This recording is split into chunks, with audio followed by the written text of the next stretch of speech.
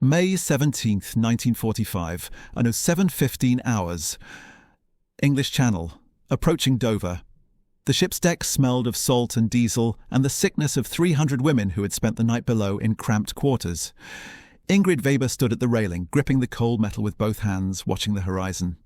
She was 25, a former signals auxiliary from Dresden, and she had not slept in 36 hours. Behind her, the other women huddled in groups, wrapped in thin blankets against the channel wind, silent with exhaustion and dread. Then someone pointed. Look! Through the morning mist, white cliffs emerged. Dover, England, the enemy's homeland. Ingrid stared. She had expected, what? Ruins? Smoke? Evidence of the bombing campaigns she had been told were devastating British cities, turning them into graveyards.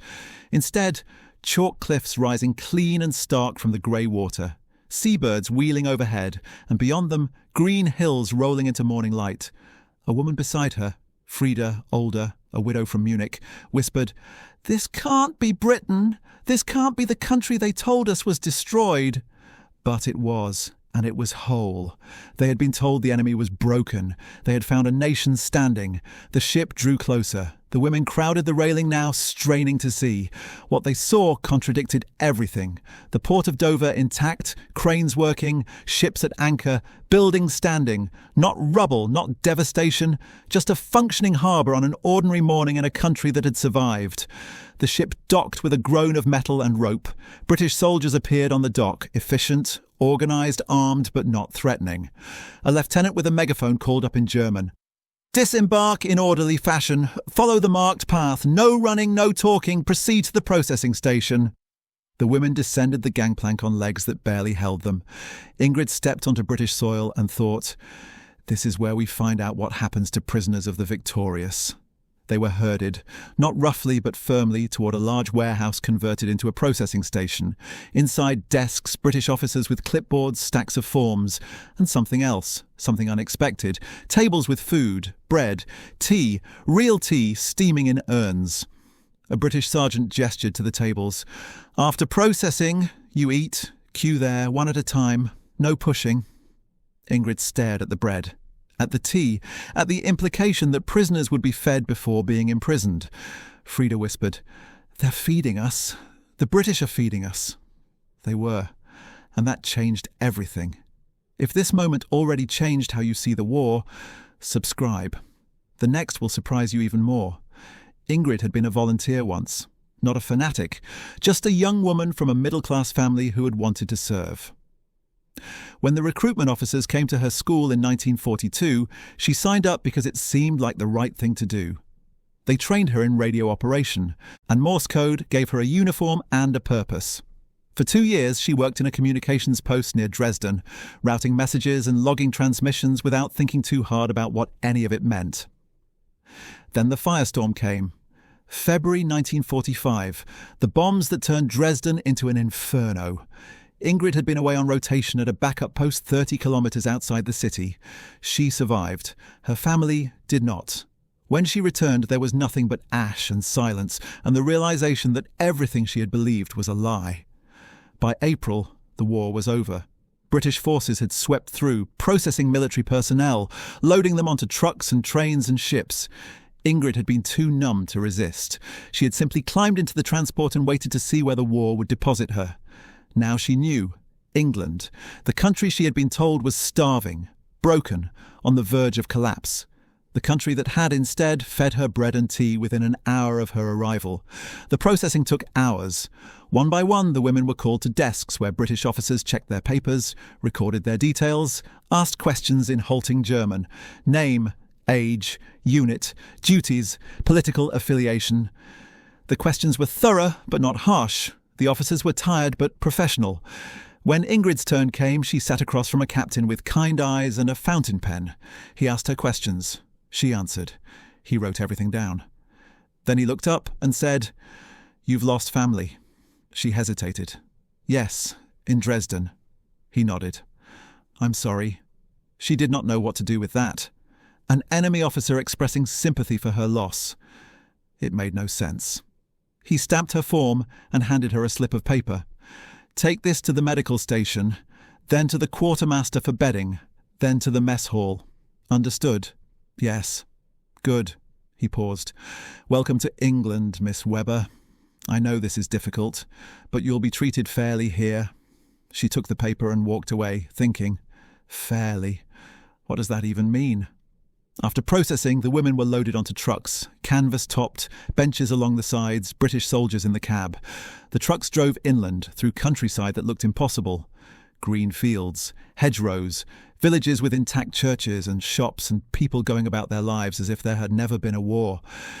Ingrid pressed her face to the opening in the canvas and stared. Cows grazed in pastures. Children played in a schoolyard. An old man tended a garden. Everything was normal, intact, alive. Frida sat beside her, also staring. "Where are the ruins?" she whispered. "Where are the starving people? They told us Britain was dying." "They lied," Ingrid said. "They lied about everything." The truck drove for 2 hours, stopping once at a checkpoint where guards checked papers and waved them through. At the second stop, a British corporal climbed into the back and handed out canteens of water. "Drink," he said in broken German. "It's a long ride." The women drank. The water was clean, cold, real. Ingrid thought, even the water tastes like we were lied to. The camp appeared in the late afternoon, a collection of Nissen huts and wooden barracks on the edge of a moor in Yorkshire. A fence surrounded the compound, but it was low, more boundary than barrier. Guards stood at the gate, but they looked bored rather than menacing. A sign read, Number 9. Women's POW Detachment, British Army, Northern Command. The truck stopped. The women disembarked. A British officer, a major, grey-haired, formal, stood waiting. He addressed them in careful German. "You are prisoners of war under British custody. You will be treated according to the Geneva Convention. You will work. You will be housed. You will be fed. You will follow camp regulations. Violations will result in disciplinary action, not abuse. Do you understand?" The women nodded, too exhausted to do anything else. "Good. Follow the sergeant to your quarters." They followed. The sergeant, a Scotsman with a thick accent, led them to a barracks. Inside, rows of cots, each with a mattress, a blanket, and a pillow. A stove burned at one end, windows let in the afternoon light. Frida stood in the doorway and stared. "This is a barracks?" "Aye," the sergeant said. "Your quarters. 2 women to a cot if needed, but we've enough for 1 each. Washrooms there, latrines there, mess hall opens at 1800. You'll be called." He left. The women stood in silence, looking at the cots, the blankets, the stove. Ingrid sat down on the nearest cot and tested the mattress. It was thin, but it was real. She lay back and stared at the curved ceiling and thought, this is not a prison. This is shelter. "They gave us beds," she wrote later in a diary she kept on scraps of paper, "with blankets and heat. I don't understand." The first meal came 2 hours later. The women filed to the mess hall expecting the usual: watery soup, stale bread, humiliation. What they got was stew with meat, potatoes, carrots and bread that was only a day old, and tea, real tea with milk. Ingrid sat at a long table with Frida and 2 other women, Lotte, a typist from Berlin, and Ursula, a young radio operator from Cologne. They ate in silence, too overwhelmed to speak. At the next table, British soldiers ate the same food. Not better rations, the same. Lotte noticed first. "They're eating what we're eating." "So?" Ursula said. "So they're not starving us. If they eat the same food, they're not trying to kill us slowly." Frida set down her spoon. "They're not killing us at all. That's what I don't understand." Ingrid thought about this, about the intact villages, the green fields, the bread and tea and blankets, about the British captain who had said "I'm sorry" when she mentioned Dresden. She thought, we were told Britain was broken. We were told they would hate us. We were told wrong. The system that governed their treatment was not sentiment. It was policy, rooted in the Geneva Conventions, codified in British military law, and enforced by officers who understood that how you treated prisoners reflected on the nation. A directive issued by the War Office in 1940 had been clear. Prisoners of war will be detained humanely and in accordance with international law. They are soldiers, not criminals. The logic was threefold. Security. Well-treated prisoners were easier to manage, less likely to become ill or cause unrest. Diplomacy. Britain held prisoners from multiple nations, and reciprocity mattered. How you treated enemy soldiers influenced how your own soldiers were treated abroad. Morality. Because a civilized nation did not abandon its principles simply because the enemy had abandoned theirs. It was not perfect. There were camps where conditions were poor, where guards were cruel, where the system failed.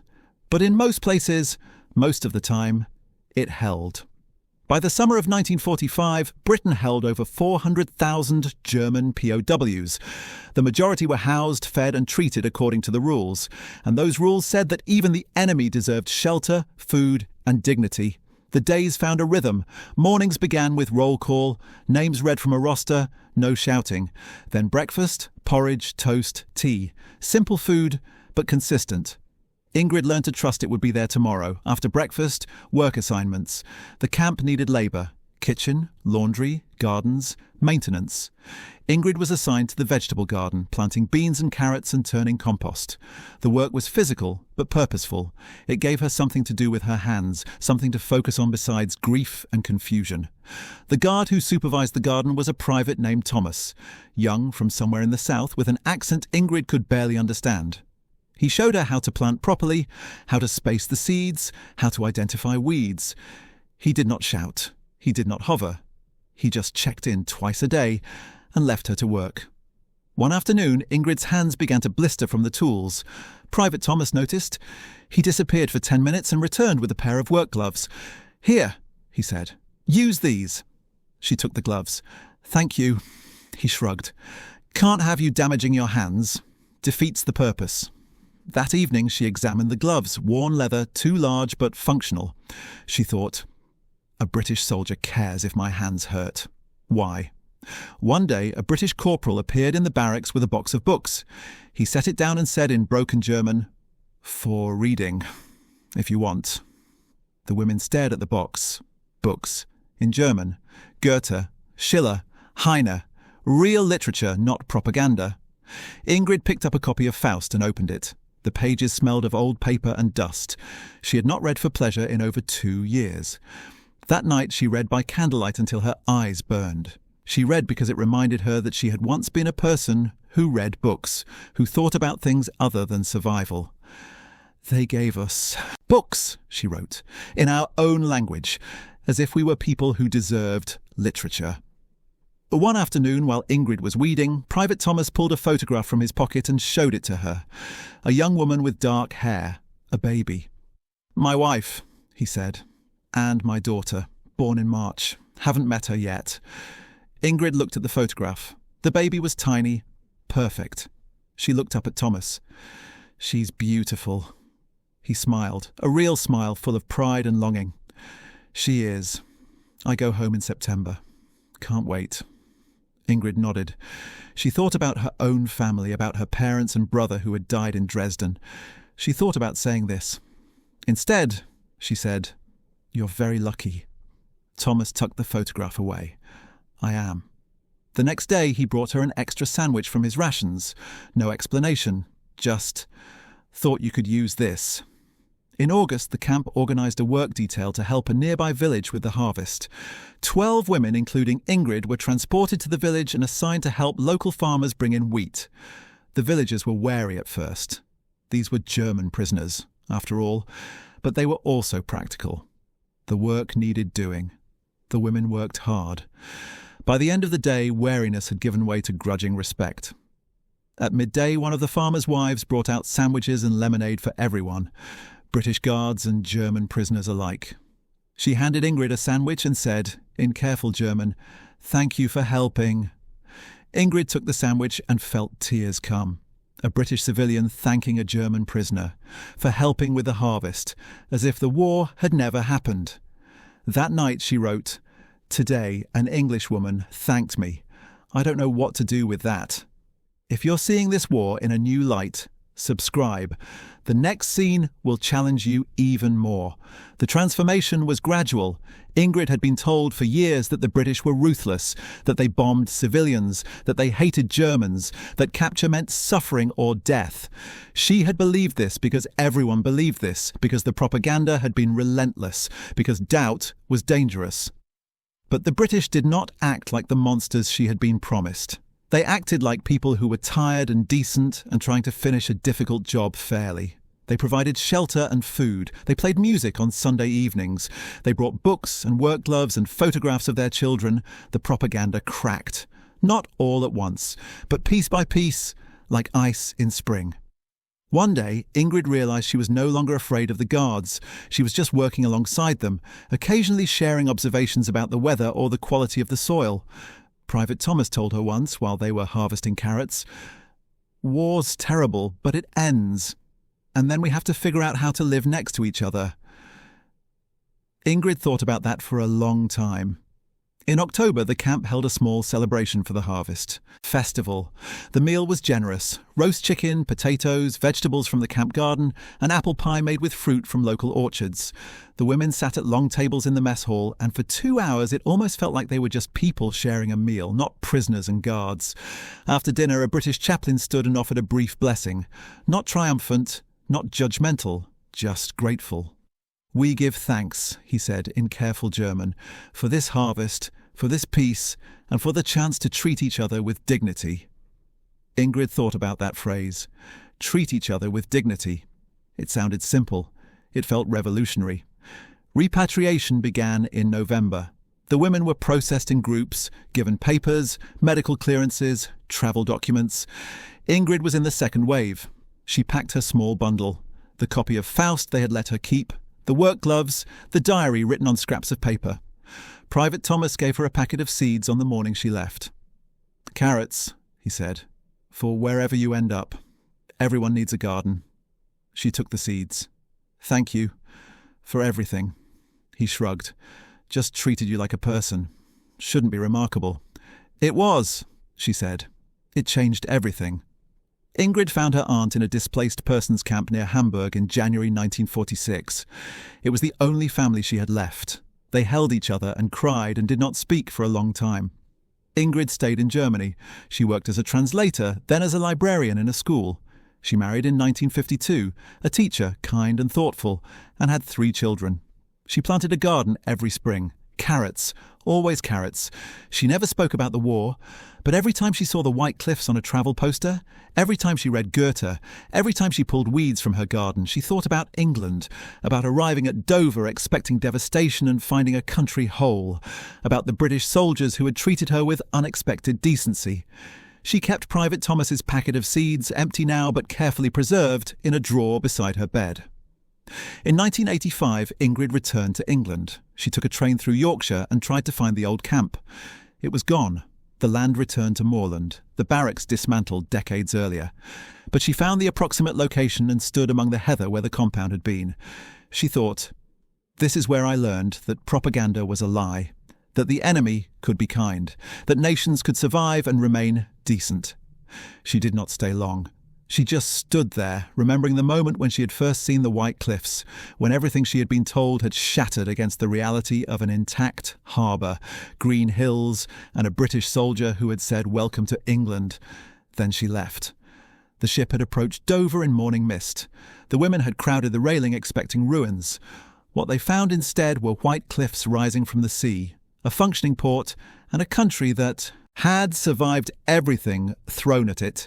If this story reminded you that history is written in gestures as much as battles, subscribe. You'll find more truths here than in any textbook. In 2003, Ingrid died peacefully in her sleep. Her children found a box in her closet, letters, photographs, a worn copy of Faust, and an empty seed packet wrapped in cloth. One letter, written but never sent, was addressed to Private Thomas.